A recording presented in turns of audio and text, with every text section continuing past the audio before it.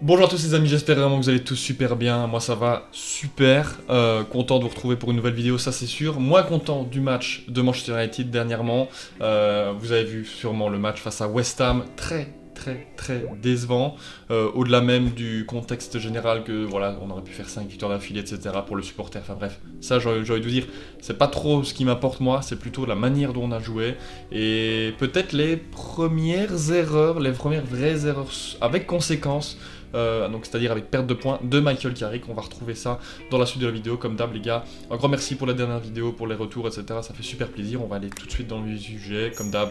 N'hésitez pas à liker, à vous abonner. Et puis, on est parti. Let's go. Et donc au niveau de les compositions, c'était la même que la semaine dernière, que face à Tottenham.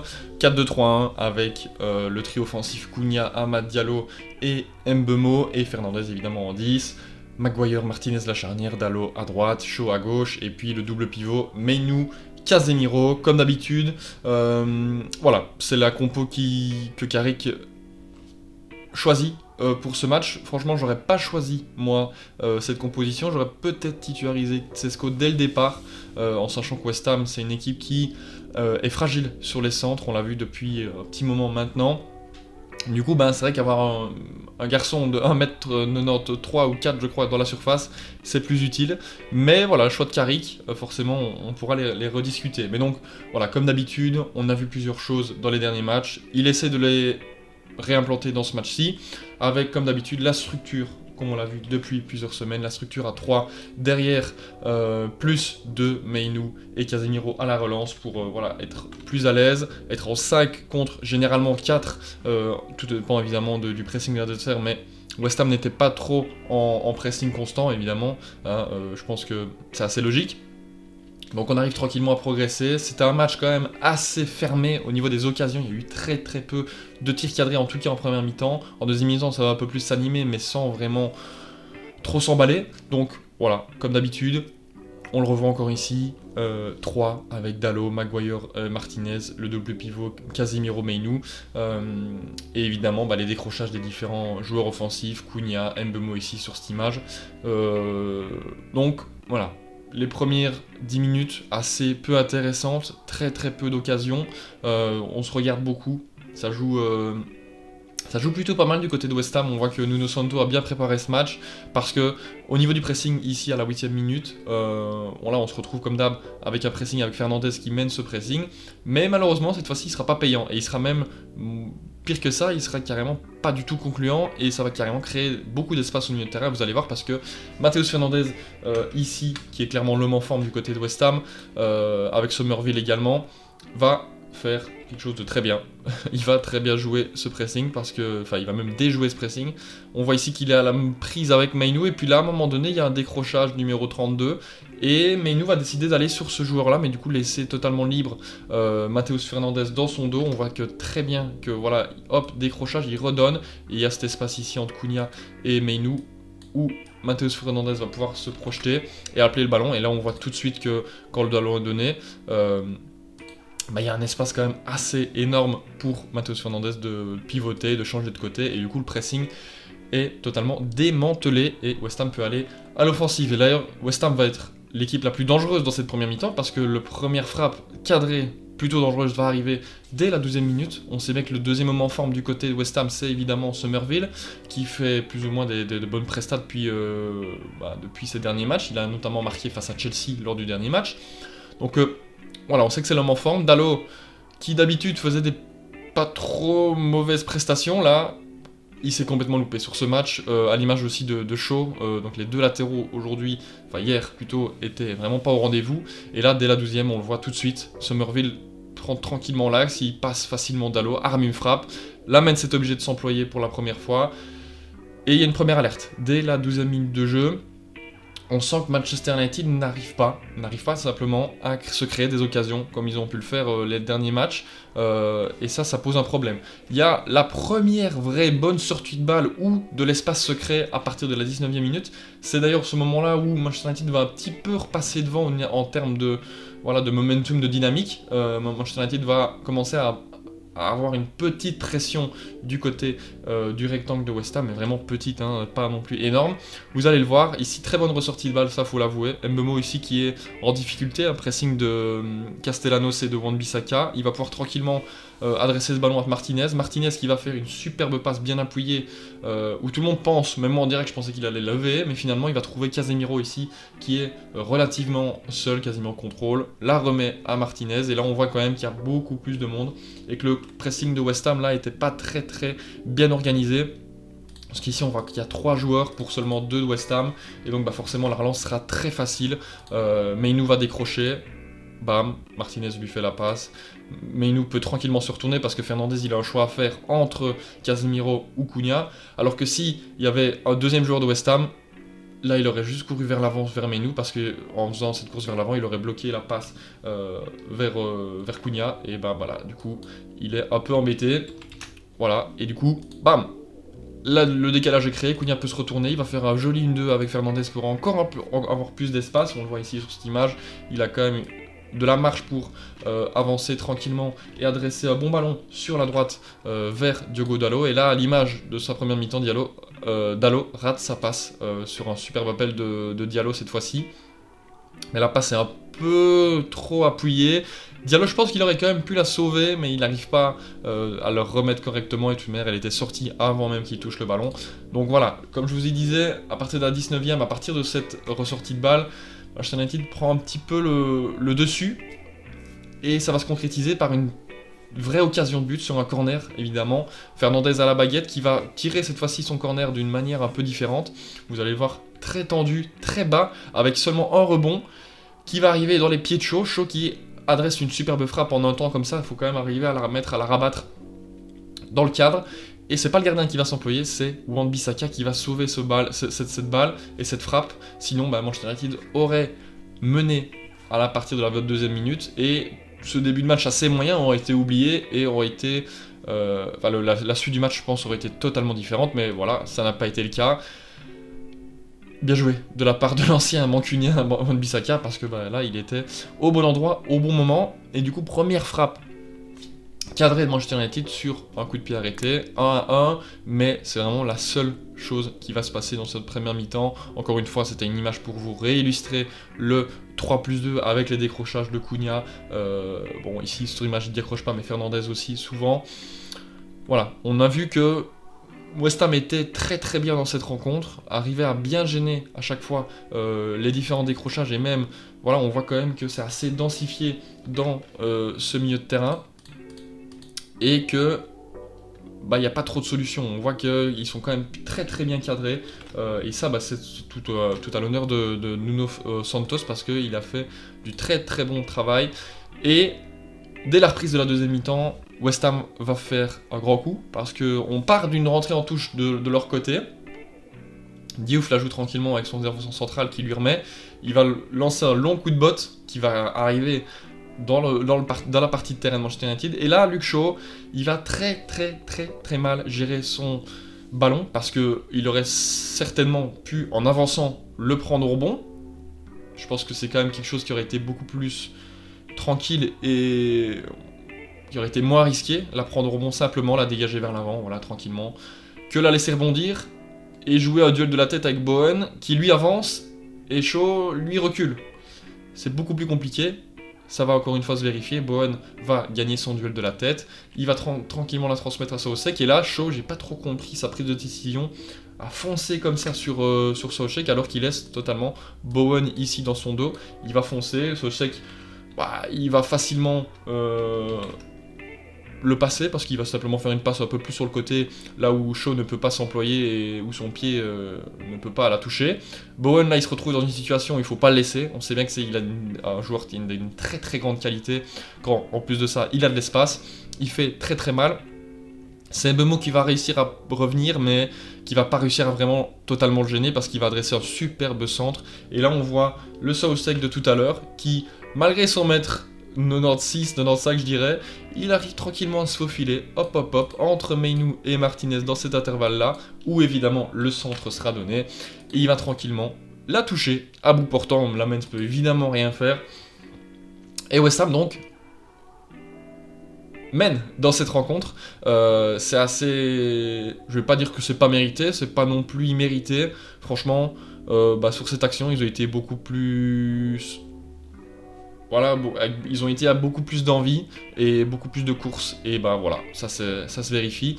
Très très bon travail de cet homme pour le moment dans ce match parce que, comme je l'ai dit, à part une frappe cadrée sur un coup de pied arrêté, Manchester United n'a rien créé jusque-là.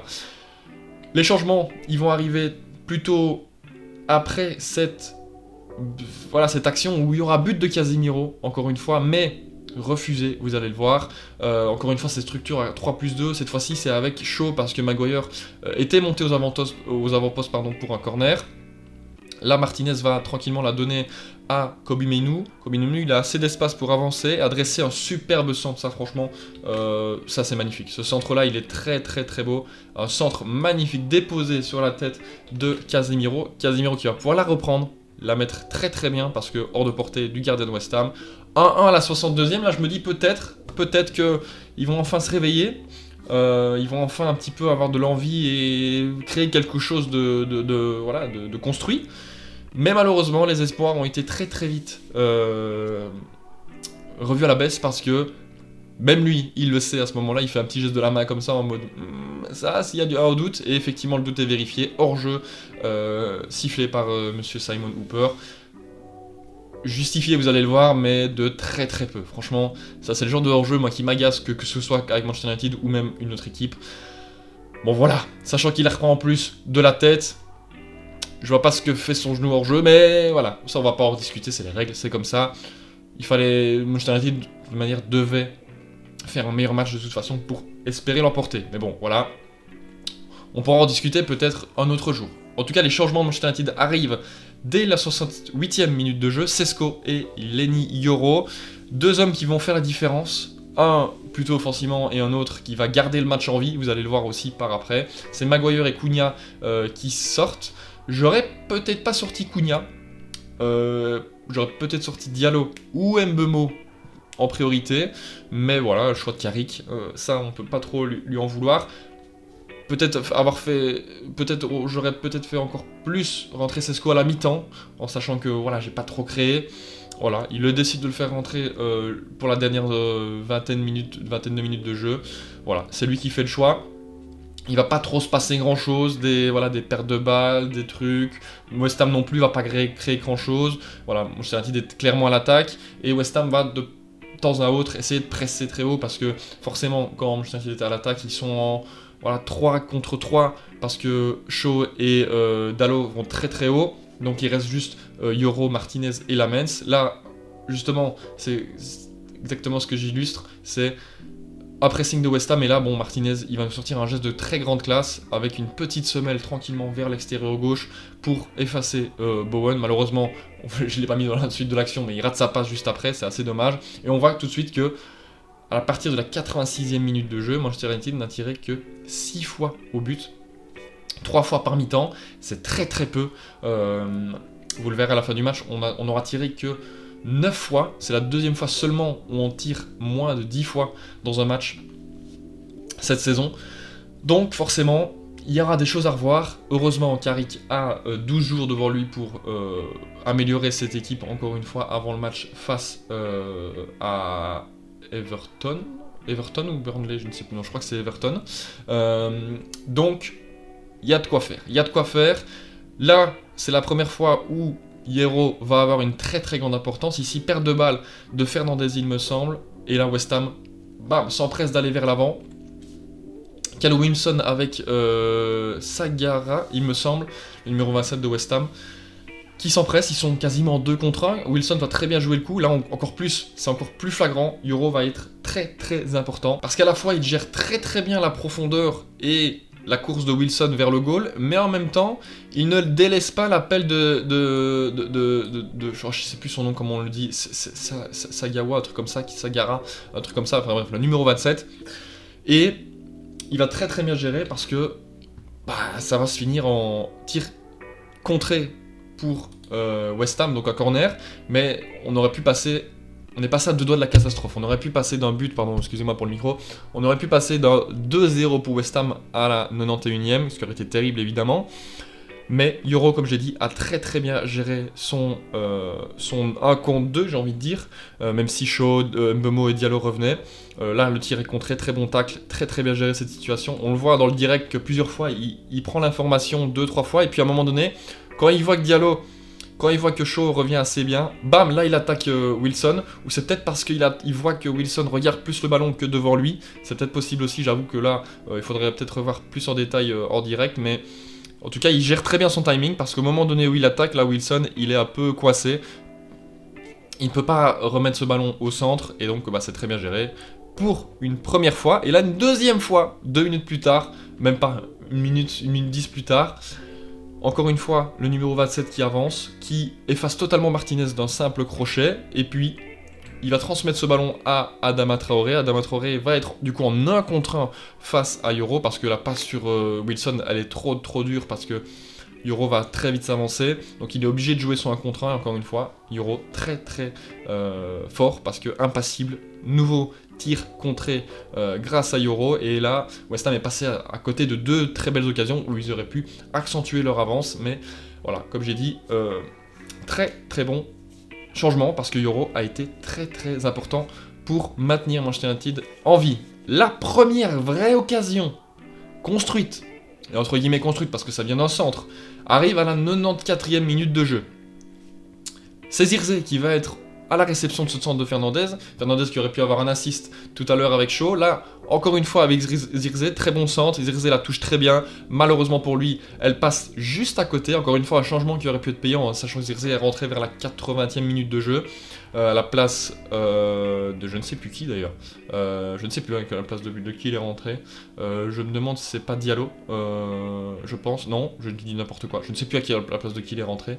Donc voilà, Zirkzee qui rentre, qui a failli tout de suite mettre le 1-1, quasiment 10 minutes après son changement. Là, une nouvelle gestion, mais pas cette fois-ci de Yoro, mais de Lamens, même si, bon, là on voit que Wilson est clairement hors-jeu sur cette image. Lamens va très bien gérer son 1 contre 1, parce que Callum Wilson va tirer, mais va trouver le portier belge. Encore une fois, très bien négocié, même si, bon, là, en l'occurrence, il était hors-jeu. Ça maintient Manchester United en vie, et quelques secondes plus tard, sur un centre cette fois-ci de Bryan Mbeumo qui avait fait un match pas fameux, là il arrive quand même à avoir un assist parce que Sesco la met très bien, parce que son centre il est pas fameux non plus. Sesco qui a la réception de ce centre, un magnifique geste, franchement. Il est venu d'ailleurs celui-là parce que, waouh, même là on dirait que je comprends pas trop comment il a fait pour la rabattre si bien dans le goal. Mais en tout cas il trouve le cadre, il trouve les filets de West Ham. Et c'est encore une fois à l'image de ce que j'illustrais juste avant avec Zirkzee. Les rentrants font beaucoup de bien, surtout Sesco qui a marqué 5 buts sur ses 6 derniers matchs avec Manchester United. Peut-être qu'il est temps de le mettre titulaire, en tout cas je pense que c'était le bon moment, moi face à West Ham, parce que comme je l'ai dit, sur les centres ils sont très fragiles. On l'a vu là sur le but, 2 minutes avant on l'a vu également sur un ballon qui passe juste à côté du poteau. Donc j'ai pas trop compris, malheureusement, bon c'est comme ça. On arrive quand même à sauver un point grâce à un geste venu d'ailleurs de Sesco. Franchement, j'espère qu'il sera titulaire les prochains matchs, parce que là, ce geste-là, il est très impressionnant. Et donc voilà, ça se finit là-dessus, 1-1. Manchester United qui sauve un peu les meubles là en toute fin de match. Heureusement, parce que on est passé pas loin de perdre beaucoup de points. Là, si on regarde le classement actuel, on va mettre ça vite fait en plein écran. Si on regarde le classement, déjà, on va regarder les compos, c'est vrai que, bon, moi je comprends pas trop comment ça se fait que Shaw est élu homme du match selon FootMob. Justement, il est à l'origine du but de West Ham, mais bon, ok. Martinez, c'est vrai qu'il a fait un bon match. Ahmad, un peu décevant, beaucoup de courses, mais un peu décevant, mais il nous très bon match. Casimiro aussi, Fernandez, assez, ouais, un peu, voilà, pas son meilleur match non plus. Mbeumo non plus, Diallo également, voilà. C'est les rentrants qui ont fait la différence, Yoro et Sesco, parce que, tous les deux importants dans ce match pour maintenir, à la fois maintenir avec Yoro en vie Manchester United et pour revenir à égalité grâce à Sesco. Et donc Manchester United heureusement gardera sa 4ème place, mais perd des points parce que voilà, Aston Villa qui a un match en moins est toujours à 2 points d'avance, donc peut-être 5 points d'avance après le match face à Brighton. Chelsea heureusement qui a fait match nul face à Leeds, mais Liverpool s'ils gagnent face à Sunderland, ils arrivent à 42 points, donc 2 points, 3 points derrière Manchester United, donc ça se resserre, c'est dommage, mais comme j'ai dit, au moins ils ont réussi à sauver les meubles. Bon, voilà. Diagnostic, il en faudra absolument un dans les 12 jours à venir sur le centre d'entraînement. Il faudra un diagnostic et il faudra une solution, parce que là c'était quand même le moins bon match face à la pire équipe. On a eu Manchester City, très bon match excellent, Arsenal, très bon match excellent, Fulham, très bon match aussi, pas de là être excellent, mais très bon match, Tottenham, excellent, et là on se retrouve face à la 18e, 18e équipe, et on fait notre pire match. C'est encore une fois questionnant, comment c'est possible, mais j'espère que Carrick aura les réponses. En tout cas, il va les falloir s'ils veulent croire encore une fois à ce top 4, voire ce top 3 potentiel. Voilà, dans les journées à venir. Voilà, encore une fois, c'est dommage, mais c'est pas non plus c'est un peu dommage, si, c'est quand même dommage, c'est quand même dommage. Enfin bref, voilà, je vais clôturer cette vidéo là-dessus les gars, j'espère que vous avez tous kiffé. Moi encore une fois c'était un plaisir, malgré le moins bon résultat comparé aux 4 précédents. Comme d'hab les gars, je vous dis à très très bientôt du coup. Je vais quand même vous faire une petite vidéo entre les 2 autres matchs, enfin entre le prochain match et cette vidéo là, parce que il y a quand même 12 jours, donc ça fait quand même un petit temps. Je vais vous préparer quelque chose, ne vous inquiétez pas, on sera pas sans vidéo. Et voilà, je vous dis du coup à très très bientôt pour une nouvelle vidéo les gars, c'était Bencher.